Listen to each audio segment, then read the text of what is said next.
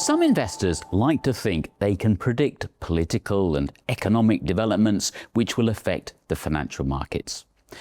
But markets often respond to news in unexpected ways. To illustrate this point, investment manager Victor Haghani devised a trading game and invited current and aspiring financial professionals to play.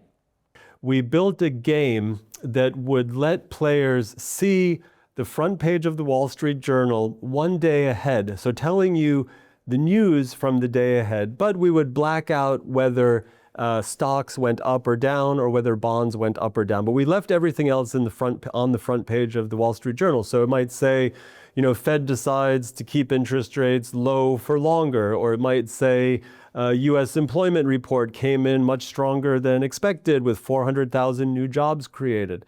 Or whatever, oil goes down dramatically. So lots and lots of information, but just not what did stocks and bonds do. Haghani and his colleagues randomly chose days over the previous 15 years when markets had been particularly volatile.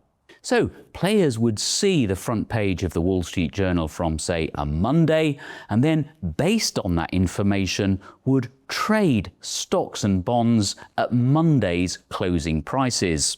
In theory, knowing the news in advance should have given the traders an edge. But around 10,000 people have played this game, and most have struggled to beat the market. People just didn't do very well. That on average, people kind of broke even. A bunch of people went bust. Some people doubled their money. But on average, people pretty much broke even though they had all of this information. They also evidenced some pretty weird kind of decision-making around how big to bet on these different things. And what we saw was that the players did better betting on bonds than on stocks, but they bet more of their money and more times on stocks instead of bonds. This experiment is another reminder that markets are broadly efficient, and knowing what to buy and sell and when is very difficult. Most investors, including the professionals, cannot do it consistently well.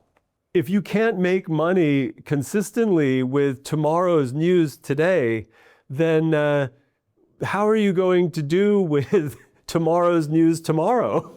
That if you can't really make money like that, then please don't imagine that you're going to make money just getting tomorrow's news when it comes out naturally. And so I think this just even really emphasizes the difficulty of taking public kind of macro political information and trying to benefit from it. I think it makes it even more clear that that's a fool's errand. In short, it's enough of a challenge to predict the future, whether it's election results or bad economic news. But predicting how that news will affect the markets can be harder still, and most of us shouldn't even try.